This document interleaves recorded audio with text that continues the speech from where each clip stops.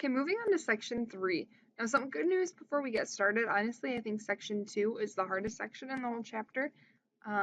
So take that for what it's worth, I guess. If you're having a hard time so far, especially with the whole absolute value thing, it'll get easier. Section 2, I think, is the hardest. But in section 3, we have binomial radical expressions that we're going to do a few things with.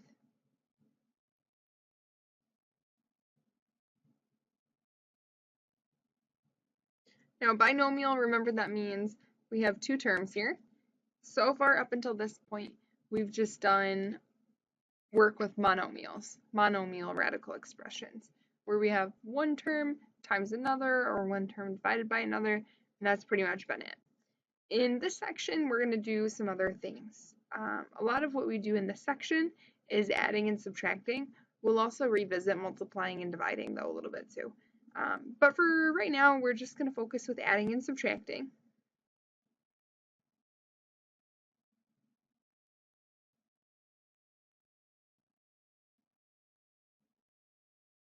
So our rule for adding and subtracting is that if you are going to add and subtract the index and the radicand,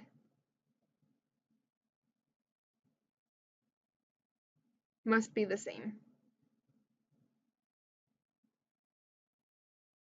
among the radicals that you're either adding or subtracting.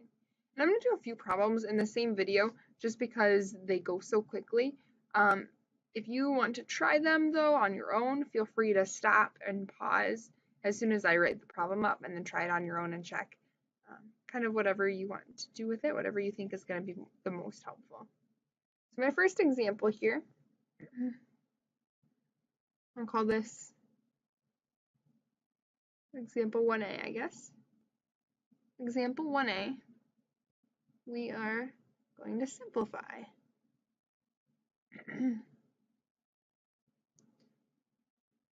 3x times the square root of xy plus 4x times the square root of xy. First of all, I have addition. My index and the radicand have to be the same. So remember, the radicand is whatever is underneath our square root, which in this case, both of our radicands are xy. That's good. And then our index, the root that we're dealing with, we have square root. The index is 2 for both of them. That's okay. So then what we have to do to add these is just to add our coefficients in front. 3x and 4x gives us 7x. Plop our radical there. 7x square root xy. Now we add our radicals the same way that we added like 3x and 4x is 7x. We are basically combining our like terms.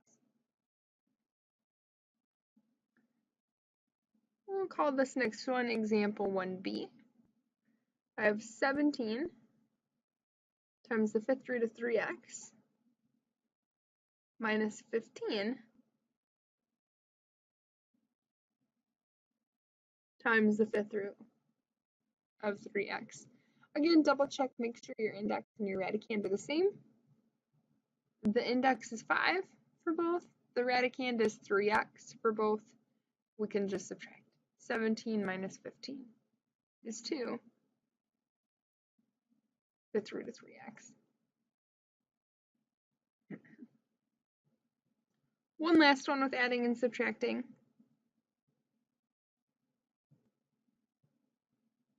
7 cube root of 5 minus 4 square root of 5.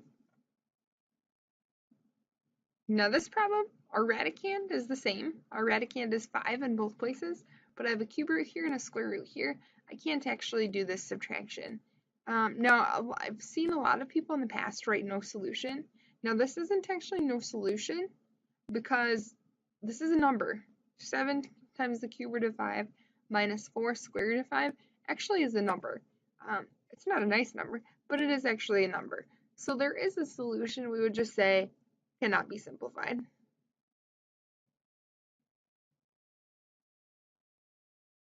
And that would be our final answer.